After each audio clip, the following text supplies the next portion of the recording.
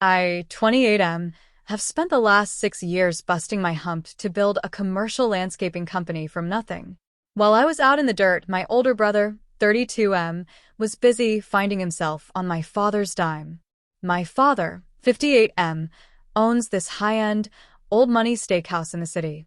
It's the kind of place where people go to feel important. I've never asked for handouts there. In fact, I'm the one who bailed them out last year. When the restaurant's irrigation system failed and the outdoor lighting looked like a haunted house, my father told me money was tight. I stepped up and put $450,000 into the property for a massive overhaul. Last week, my father called for a family legacy dinner. He said he had a huge announcement about the future of the restaurant and the estate. I figured, maybe for once, my contributions would be recognized. I showed up at 7 p.m. in a sharp suit, feeling like I finally belonged. I saw the big circular VIP table in the center of the room. My father, mother, and brother were already sitting there, sipping expensive scotch. As I walked up, my brother stood up and blocked my path. He didn't even smile. He just put a hand on my chest and said, "Whoa, hold on. I think you're at the wrong table. This one is for the people who actually represent the family brand." I looked at my father, waiting for him to tell my brother to sit down. He didn't. He wouldn't even look me in the eye. My brother smirked and pointed toward a tiny, wobbly two-top table right next to the kitchen doors. "Sorry, this table's for family only," he said. "Dad and I talked. Since you decided to do your own thing instead of working the floor here, you've basically opted out of the inner circle. You're a guest tonight, not an heir." The announcement hit me before they even said it. My father was retiring and handing the entire business, a business I had literally just subsidized, to my brother. My father finally looked up and said, "He's got a point. You have your own thing. Your brother needs this for his legacy. Sit at the side table, and we'll send over a glass of wine for the toast." I didn't yell.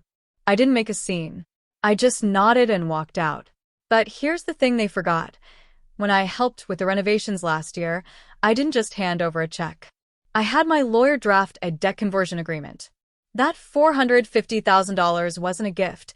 It was a secured loan against the property, and there was a specific clause stating that any transfer of controlling interest without my written consent would trigger an immediate demand for full repayment. The next morning, my brother posted a photo of them at the table with the caption, "To the new boss. Family first." That was the legal tripwire I needed. I called my attorney and told him to initiate foreclosure proceedings. By that afternoon, my father was blowing up my phone. I let it ring. When I finally answered, he was screaming about a lien on his liquor license.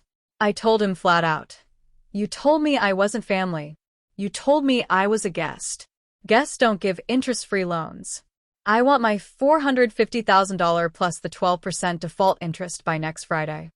My brother got on the line and started whining that they'd already spent their reserve funds on a rebranding campaign to put his name on the sign.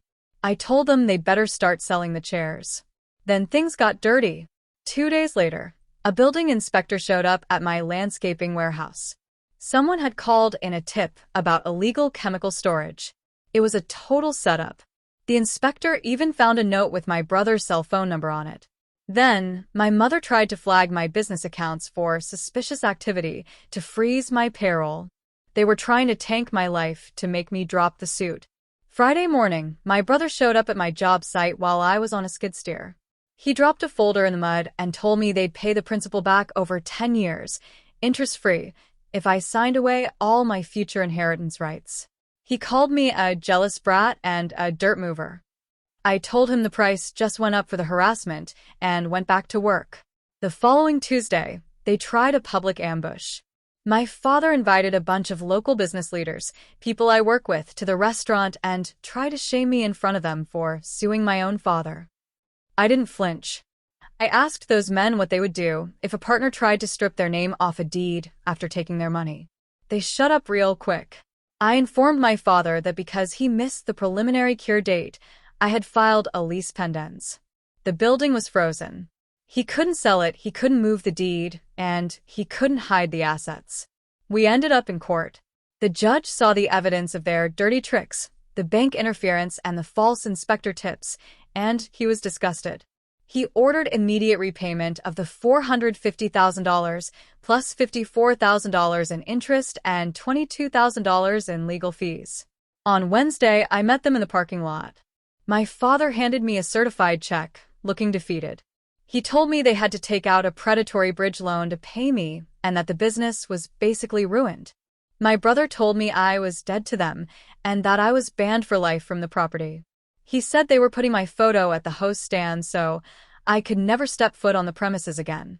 I tucked the check into my pocket and started laughing. I pointed at the ground. Actually, about that, you might want to check the land survey.